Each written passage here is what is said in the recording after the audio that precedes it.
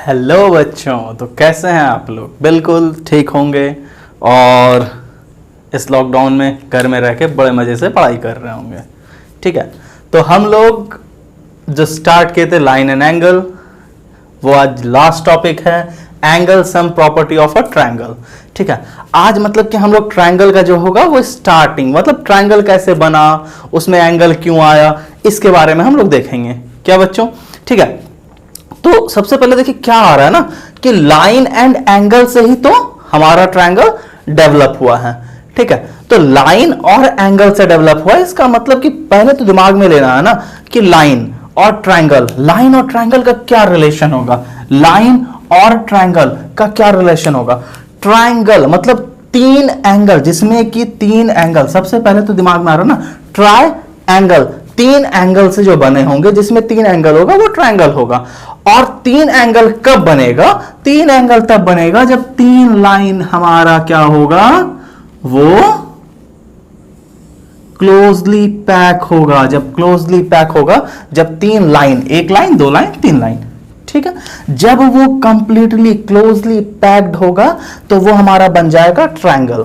ठीक है, अब देखिए ट्रायंगल, पहले तो देखिए तीन लाइन और तीन एंगल, यही ना बात कर रहे हैं हम लोग, इसी के बारे में आज बात करना है। एक्स वाई जेड, यही तो एंगल है। ठीक है, अब इंपॉर्टेंट ये है कि आखिर ये लाइन और एंगल में ऐसा हुआ क्यों, और ट्रायंगल के बारे में हमको क्यों पढ़ना पड़ रहा है, क्यों पढ़ेंगे। और एक आप लोग इंपॉर्टेंट पॉइंट देखें कि ट्रायंगल का जो होता है वो, क्योंकि अभी क्या है, ये सम प्रॉपर्टी है, सम मतलब कैलकुलेशन होगा, कुछ ना कुछ एडिशन होगा, कहीं ना कहीं एडिशन होगा, तभी तो ये सम आ रहा है। क्या बच्चों? तो इसका मतलब कि एक्स वाई जेड का जो कुछ ना कुछ वैल्यू होगा, क्या न्यूमेरिकल्स वैल्यू तो होगा ही, ये तो वेरिएबल नंबर है। ठीक है, तो हमारा कुछ ना कुछ कांस्टेंट नंबर होगा। तो कांस्टेंट नंबर क्या होता है, हम लोग को पता है कि 180 होता है। ठीक है, मतलब ट्रायंगल का अगर तीनों सम हम लोग देखें, तीनों एंगल का सम देखें, तो वो कितना होता है 180। लेकिन ये 180 क्यों होता है, यही तो सबसे बड़ा क्वेश्चन मार्क है ना दिमाग में, कि ये 180 होता क्यों है, इसका क्या कारण है। क्या? तो देखिए अब यहां पर हम लोग दो चीजों को मिलाते हैं। दो चीजों को क्या मिलाते हैं? सबसे पहले एक बार रिकॉल कीजिए कि हम लोग जिस टाइम पैरेलल लाइन के बारे में पढ़े थे बच्चों, पैरेलल लाइन के बारे में पढ़े थे, तो क्या पढ़े थे पैरेलल लाइन के बारे में?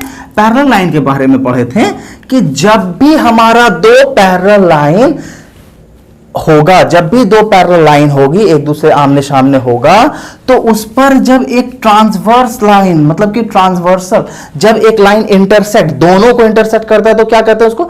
ट्रांसवर्स कहते हैं। तो वो जो ट्रांसवर्स लाइन होगा, तो वहां पर क्या होगा, अगर ये पैरेलल है, हमारा line A parallel to line B है और लाइन एल जो है वो ट्रांसवर्सल लाइन है, तो वहां पर हम लोग क्या पढ़े थे कि भैया ये एंगल, इंटरनल ये वाला एंगल 1 और इंटरनल ये वाला एंगल 3, ये क्या होता है? अल्टरनेट एंगल होता है। जब भी दो पैरेलल लाइन के बीच में एक ट्रांसवर्स लाइन होगी तो 1 और 3 इक्वल होगा। क्यों? वो अल्टरनेट एंगल है। उसी प्रकार से ये 2 इक्वल टू 4 होगा। ठीक है, कहीं पर कोई भी दिक्कत नहीं, एकदम कॉन्सेप्ट एकदम क्लियर रखना है। ठीक है, 1 इक्वल टू 3, 2 इक्वल टू 4। और इसी तरीका से हम लोग क्या देखे थे, अगर ये 4 है तो ये भी 4 के इक्वल होगा, ये 5। क्यों? क्योंकि हम लोग जानते हैं कि ये क्या है, स्ट्रेट लाइन है। अगर ये x है तो ये 180 माइनस x है। ये चीजों को हम लोग डिस्कशन कर चुके हैं। अगर आप पैरेलल लाइन नहीं देखें तो आप प्लीज प्रीवियस वीडियो देखिए, ताकि आपको अच्छे से कॉन्सेप्ट समझ में आए। ठीक है, अब देखिए जो हम लोग बात करेंगे कि आखिर हमारा ट्रायंगल का 180 क्यों होता है और कहां से होता है, हम लोग इस पर बात करते हैं। ठीक है, कुछ भी नहीं करना है बच्चों, एकदम सिंपली, एकदम दिमाग को एकदम आराम से इस वीडियो को देखिए, आपको पक्का कॉन्सेप्ट समझ में आएगा। अब यहां पर देखिए, मान के चलते हैं ये हमारा ए है, ये हमारा बी है, ये हमारा सी है। ठीक है, तीन लाइन। अब BC एक कोई लाइन है। ठीक है, कोई भी ट्रायंगल हो, एक लाइन है BC। ठीक है, इसके पैरेलल में हम लोग क्या करते हैं, एक लाइन को कंस्ट्रक्ट करते हैं, ठीक है। तो मतलब कि इसके पैरेलल में इस पॉइंट को लेकर एक लाइन को किए हम लोग कंस्ट्रक्ट, ठीक है। ये हो गया ये इसके पैरेलल, मतलब P और Q पैरेलल टू BC, ठीक है बच्चों, PQ पैरेलल टू BC। अब देखिए, अब बच्चों एकदम दिमाग एकदम अच्छे से देखना है, ठीक है। बहुत इजी है, बहुत इजी, एकदम चुटकी में बनने वाला चीज। अब हमारे पास यहां पर इधर पूरा ट्रायंगल को भूल गए, अभी ट्रायंगल को भूल गए, अभी सिर्फ हम क्या देख रहे हैं, PQ कोई स्ट्रेट लाइन है जिस पर कि हमारा दो वर्टेक्स है। एक वर्टेक्स आपका क्या है, OB, और एक वर्टेक्स है OC, ठीक है। अब OB और OC के बीच में हम लोग कितना एंगल बन रहा है, यहां पर देखने से लगता है 1 2 3 एंगल ही तो बन रहा है, ठीक है। Angle 1, angle 2, angle 3। और हम लोग जानते हैं कि एक स्ट्रेट लाइन पर पूरा एंगल कितना बनता है, 180 ही तो बनता है। मतलब कि हम लोग कह सकते हैं angle 1 plus angle 2 plus angle 3 is equal to 180। यही तो कह सकते हैं ना। किस लाइन पर भैया, P और Q लाइन पर। क्या PQ लाइन पर जो हमारा एंगल 1 बन रहा है, मतलब एंगल POB और BOC और QOC, ये पूरा मिलके क्या हो रहा है, 180। तो हो तो गया भैया सम, लेकिन प्रॉपर्टी ऑफ ट्रायंगल, यहां तो सर आप लाइन पे बता रहे हो, कोई बात नहीं बच्चों, लाइन पर से हम लोग आते हैं ट्रायंगल में। क्या है, हम लोग क्या कंस्ट्रक्ट किए थे, ये है पैरेलल लाइन, ठीक है। अब देखिए ये क्या है, एक ट्रांसवर्स। अगर इस पैरेलल लाइन को अगर हम लोग और अगर एक्सटेंड करेंगे तो पैरेलल तो है ही ना, और ये क्या है, एक हमारा ट्रांसवर्स लाइन। तो इसका मतलब कि ये 3 इक्वल टू 3, वाई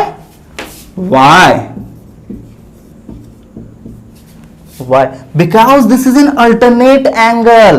क्या है ये, अल्टरनेट एंगल है, इसीलिए 3 इक्वल टू 3, और ये 2 तो हमारा 2 है, एंड 1 इक्वल टू 1 हो गया बच्चा। अब देखिए, अब अगर आप लाइन को भूल जाइए, अब देखिए हम अभी क्या किए थे, 1 + 2 + 3 इज इक्वल टू 180। अब देखिए हमारा 1 + 2 + 3, यही तो 180 किए हुए थे। इसका मतलब कि ट्रायंगल जो है वो कंप्लीटली क्या है, अब किसी भी एंगल पर आप कर दीजिए। जैसे अगर हम BO, एक लाइन BO को लेंगे, यहां पर से इसके पैरेलल में डाल देंगे, यहां से इसके पैरेलल में डाल देंगे, तो सेम तो होगा। अगर इसके पैरेलल में इसके करेंगे तो सेम वही अल्टरनेट एंगल, इसका अल्टरनेट एंगल, मतलब कि वैल्यू हमारा सेम आएगा। और कितना आएगा, 180। तो बच्चों आप आज देखें कि आपको 180, आज तक हम लोग क्या देखते थे, ट्रायंगल का 180 होता है, लेकिन होता क्यों है, इस पर हम लोग कंप्लीटली चर्चा की है, ठीक है। कहीं पर कोई दिक्कत नहीं बच्चों, ठीक है। अगर कहीं भी कोई दिक्कत है तो आप कमेंट कीजिए, और अगर समझ में आ रहा है बच्चों तो वीडियो को शेयर कीजिए, अपने दोस्तों को भी बताइए, ठीक है।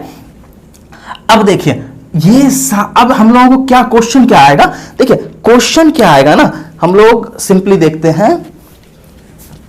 क्वेश्चन हम लोगों को आएगा, देखिए अगर हमारा क्वेश्चन क्या होगा ना कि ये इस तीनों एंगल में हमसे कुछ ना कुछ पूछा जाएगा, ठीक है। क्या पूछेगा भैया, सम है। और अब हम लोगों को पता चल चुका है कि एक ट्रायंगल का जो कंप्लीट सम होता है कितना होता है, 180 होता है। अगर बाय द वे मान के चलिए ये एक ट्रायंगल है, इसका वैल्यू होगा 55, इसका वैल्यू हो जाएगा 65, और हमसे इसका वैल्यू पूछेगा, वाई का वैल्यू पूछेगा, तो हम लोग आंसर नहीं दे देंगे भाई। 60 + 60 120 क्या हो जाएगा, मतलब कि BOC हमारा है, तो angle O plus angle B plus angle C is equal to 180 degree, और O और B का वैल्यू ऑलरेडी गिवन है, तो क्या हो जाएगा 120 plus Y is equal to 180। क्या ये तो Y है, और Y इज इक्वल टू क्या हो जाएगा, Y is equal to 60 answer, ठीक है। देखिए बिल्कुल भी नहीं, आपको बिल्कुल टेंशन नहीं लेना है। ट्रायंगल बहुत इजी चैप्टर है, ठीक है, मतलब ज्योमेट्री है ही इजी, क्योंकि ज्योमेट्री का आपके पास सारा कुछ ऑलरेडी गिवन होता है, ठीक है। आइए अब हम लोग कुछ क्वेश्चन देख लेते हैं, ताकि हमको और भी जो भी प्रॉब्लम आपके अंदर हो या कोई और भी क्वेश्चन होगा तो हम लोग क्वेश्चन के साथ उसको सॉल्व करते हुए चलेंगे। ओके बच्चों, आइए क्वेश्चन पर। हाँ तो बच्चों हम लोग क्वेश्चन पर आते हैं, ठीक है। क्या है क्वेश्चन हमारा?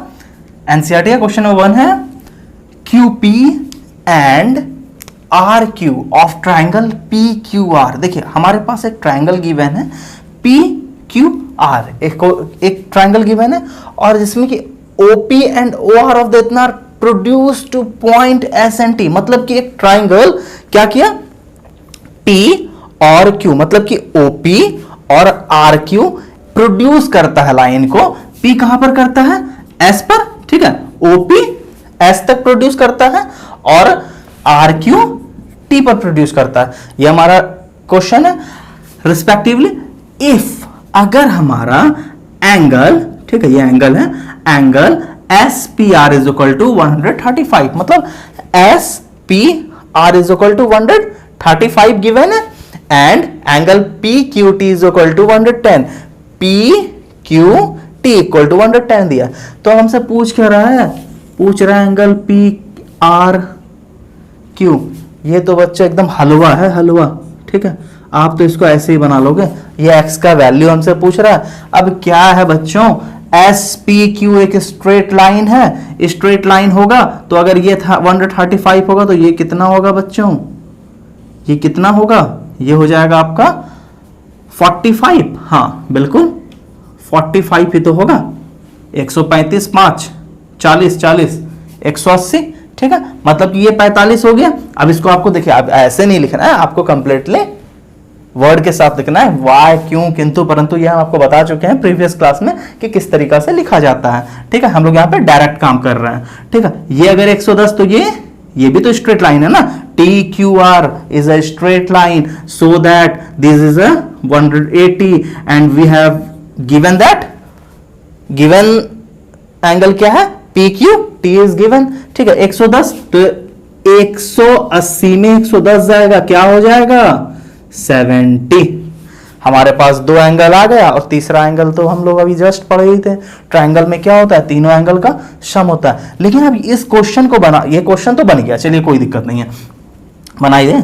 7 3 10 115 115 180 कितना हो जाएगा? 65 65।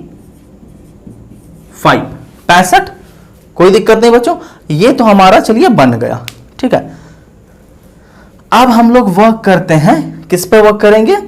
एक इसमें चीजें है, क्या है कि जब भी हमारा, इसी पर एक चीज पढ़ते हैं जो हम लोगों का ट्रायंगल, मतलब कि सम प्रॉपर्टी ऑफ ट्रायंगल का ये प्रॉपर्टी ही है कि हमारा जो एक्सटीरियर एंगल होता है ना, कोई भी ट्रायंगल का 3 एक्सटीरियर एंगल बनता है, ठीक है। एक्सटीरियर एंगल क्या हुआ? जो बाहर की ओर प्रोड्यूस करता है। जैसे अब यहां पर हमारा एक, इसमें देखिए हमारा जो QP पर एक प्रोड्यूस किया S, तो अभी इस ट्रायंगल के लिए हमारा जो ये 135 है वो क्या है? वो हमारा एक्सटीरियर एंगल है, ठीक है। इसको हम लोग फ्रेश में देखते हैं कि एक्सटीरियर एंगल का क्या होता है और इसका प्रॉपर्टी क्या है, ठीक है। इसको हम लोग देखते हैं फ्रेश में।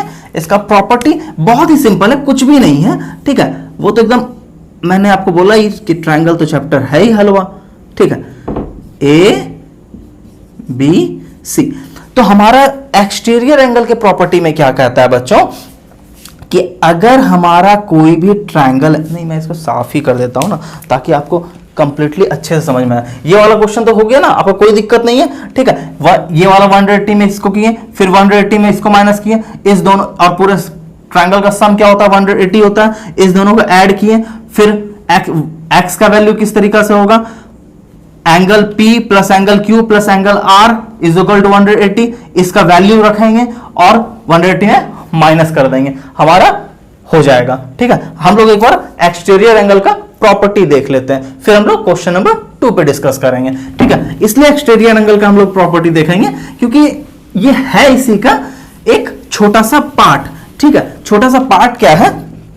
बहुत ही इजी पार्ट है कि अगर कोई भी ट्रायंगल का कोई भी एंगल एक्सटीरियर एंगल को अगर मतलब कि एक लाइन को प्रोड्यूस करेंगे, जैसे हमारा ए बी सी एक ट्रायंगल है और हम लोग पी पे प्रोड्यूस किए, ए सी को प्रोड्यूस कर दिए पी पर, तो ये जो एंगल बना ना पी ए बी, ये जो एंगल बना ना ये हुआ क्या, एक्सटीरियर एंगल। ठीक है, किसका एक्सटीरियर एंगल हुआ, इस ट्रायंगल का। ठीक है, इसी तरीका से अगर हम सीबी को इधर से प्रोड्यूस कर देंगे तो ये भी एक एक्सटीरियर एंगल हुआ, अगर बीसी को अगर कर देंगे तो ये भी हमारा एक्सटीरियर एंगल हुआ।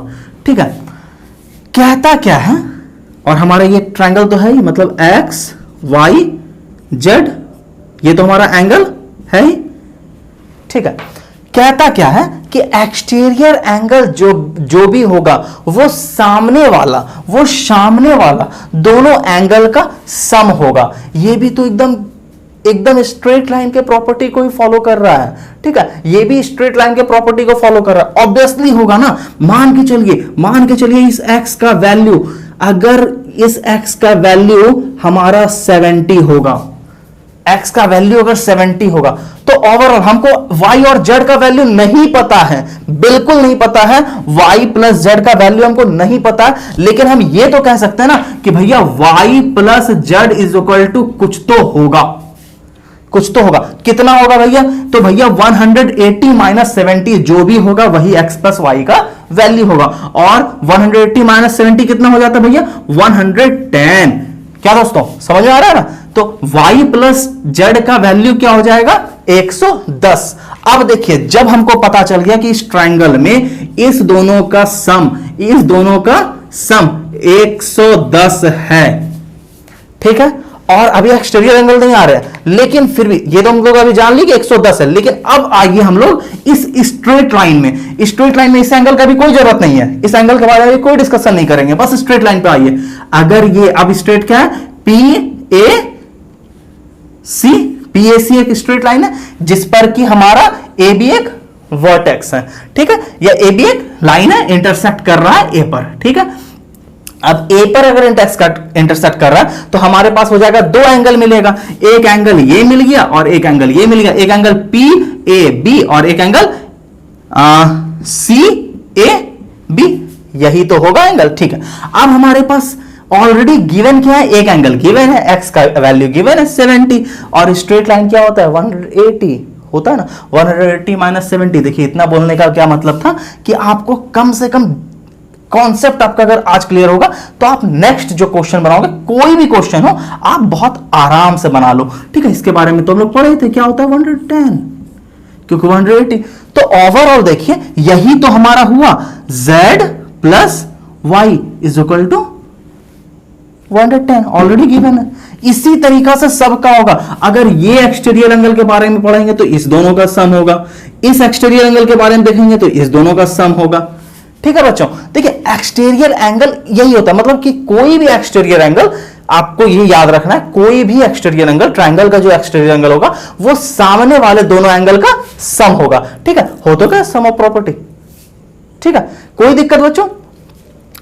अब हम लोग आते हैं नेक्स्ट क्वेश्चन पे, नेक्स्ट क्वेश्चन का देखते हैं किस तरीका से वो सॉल्व होगा।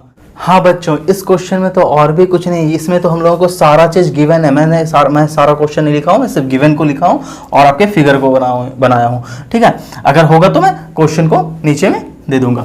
ठीक है, अब देखिए, अगर इस क्वेश्चन में अगर हम लोग देखें तो हमारे पास क्या है, गिवन क्या है, angle x is equal to 62 already given है।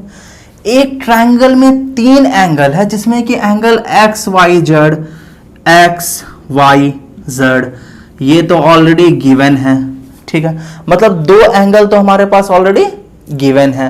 फिर क्या है, Y O and O Z, मतलब कि वाई ओ और ओ जेड ये क्या is a bisector of angle. मतलब कि बाइसेक्टर का मतलब क्या होता है, बाइसेक्टर का मतलब जो कि 2 पार्ट में इक्वल डिवाइड कर दे। ठीक ठीक है, यहां पर किसी भी चीज को बाइसेक्टर ऑफ लाइन होगा, बाइसेक्टर ऑफ एनीथिंग, ठीक है। तो यहां पर क्या है, किस चीज का बाइसेक्टर है, बाइसेक्टर ऑफ एंगल। मतलब कि यहां पर क्या बोल रहा है कि ओ वाई जो एक लाइन है वो एंगल एक्स वाई जेड को बीचों बीच बाइसेक्ट कर रहा है, मतलब बराबर बराबर पार्ट में बांट रहा है। इसका मतलब क्या है, ये वाला एंगल इतना और ये वाला एंगल क्या होगा, बराबर होगा, ठीक है।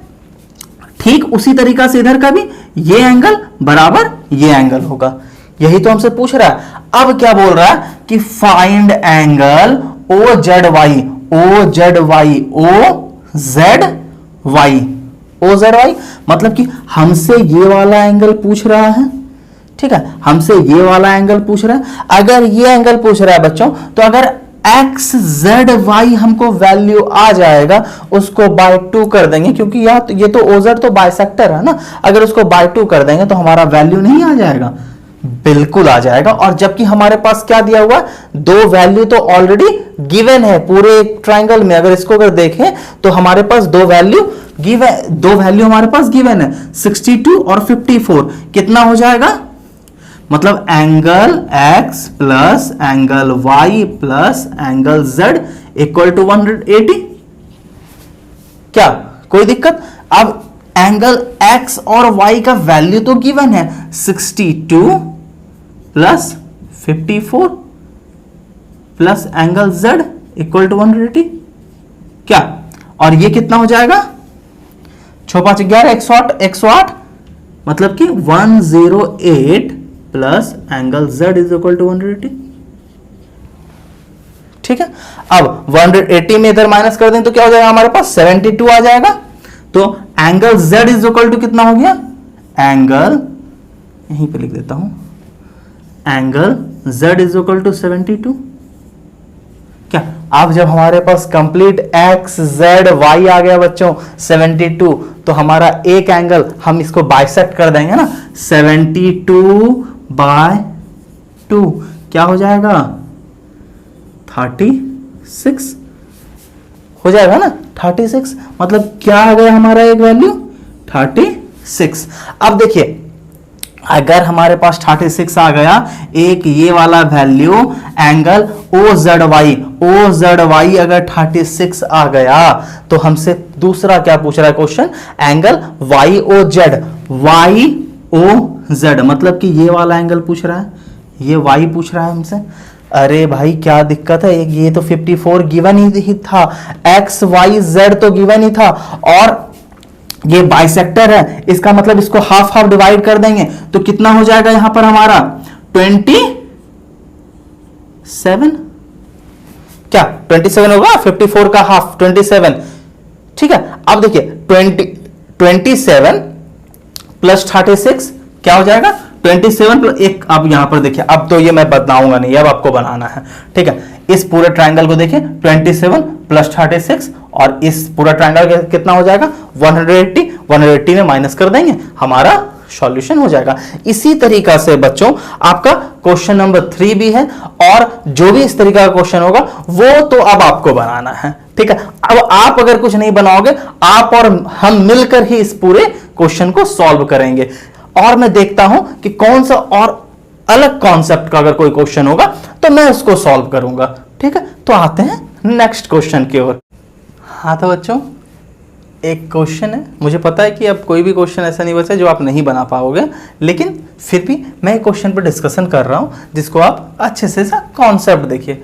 इस क्वेश्चन में क्या है, जो आपका क्वेश्चन नंबर 6 है एनसीईआरटी का, इफ द बाइसेक्टर, सबसे पहले तो क्या है कि क्यू आर एक कोई लाइन है, मतलब ट्रायंगल का पी क्यू आर का, क्यू आर एक लाइन है जो कि एस तक प्रोड्यूस किया है। ठीक है, एस तक प्रोड्यूस किया है, और उसके बाद क्या दिया है कि ओ मतलब एंगल पी क्यू आर पर एक बाइसेक्टर लाइन है जो टी तक गया है। ठीक है, क्यू पर एक बाइसेक्टर है, और ठीक आर पर भी एक बाइसेक्टर है, पी आर एस पे एक बाइसेक्टर है जो कि टी पॉइंट पर दोनों मीट किया है। क्या है, इसका बाइसेक्टर है और ये इसका बाइसेक्टर है। हमसे क्वेश्चन क्या पूछ रहा है, क्वेश्चन पूछ रहा है एंगल क्यू टी आर, मतलब Q T R equal to half Q P R इसका मतलब हमसे क्वेश्चन पूछ रहा है, अगर मान के चलो ये हमारा y होगा तो ये हमारा क्या होगा, y/2, इसका आधा ही तो होना है, यही तो हमारा क्वेश्चन है कि इसका हाफ ये होगा, यही हमारा क्वेश्चन है। अब देखिए बच्चों, इसमें कुछ भी नहीं, एकदम कॉन्सेप्ट एकदम क्लियर रखना, इसको y लिए हैं और हमारा y/2 प्रूफ करना है, y/2 प्रूफ करना। देखिए कैसे करते हैं, ये y है, हम इसको लेते हैं x, पूरे को x, और ये क्या हो गया, PRS क्या है, एक एक्सटीरियर एंगल है, PRS एक एक्सटीरियर एंगल है। और अभी हम लोग एक्सटीरियर एंगल का क्या प्रॉपर्टी पढ़े कि जब भी एक्सटीरियर एंगल कोई ट्रायंगल का होगा तो उसके सामने वाले एंगल का सम होगा, उसके सामने वाला एंगल का सम होगा। मतलब ये क्या हो गया भाई, PRS क्या हो गया, ये हो गया हमारा y+x, यही तो होगा। जब ये y+x है तो यहां पर ये बाइसेक्टर भी तो है, मतलब कि ये वाला और ये वाला तो बाइसेक्ट कर जाएगा ना, y+x y+x। अगर सिर्फ इसका देखें तो y+x/2 और ये वाला by2, ठीक है। लेकिन अभी इस ट्रायंगल में देखिए y और ये कितना होगा, ये हो जाएगा हमारा 180 माइनस y+x, ये तो वही होगा ना, क्योंकि ये y ये x एक ट्रायंगल का पूरी ले रहे हैं, तो 180 माइनस, मतलब ये वाला एंगल हो जाएगा 180 माइनस y+x, यही होगा ना बच्चों, कोई भी दिक्कत। अब देखिए हमारे पास इस पूरे ट्रायंगल में QPR में हम लोग देख चुके हैं कि इसका वैल्यू x है, इसका वैल्यू y है, और PRQ का वैल्यू 180 माइनस y+x है, ठीक है। अब हम लोग देखेंगे QTR इन ट्रायंगल QTR, इस पर हम लोग अब देखेंगे, ठीक है। हमारे पास ये x मांगने थे, तो ये क्या है, बाइसेक्टर है, तो ये हो जाएगा x/2, ठीक है बच्चों, फिगर दिख रहा है ना, x/2। और ये वाला एंगल मतलब कि हमारे पास TRQ, अगर TRQ को देखें तो ये एंगल होता है, ठीक है। और इस एंगल का टोटल वैल्यू कितना होगा, क्योंकि यहां पर तो दो वैल्यू होगा ना, इस दोनों को हमको जोड़ के एक एंगल निकालना होगा ना, तो दोनों को अगर जोड़ के एंगल निकालेंगे तो हमारे पास टोटल वैल्यू जो आएगा क्या आएगा, 180 माइनस y+x प्लस ये ऐड हो जाएगा y+x/2, यही तो हो जाएगा हमारा टोटल वैल्यू, ठीक है। जब यही मेरा टोटल वैल्यू हो जाएगा तो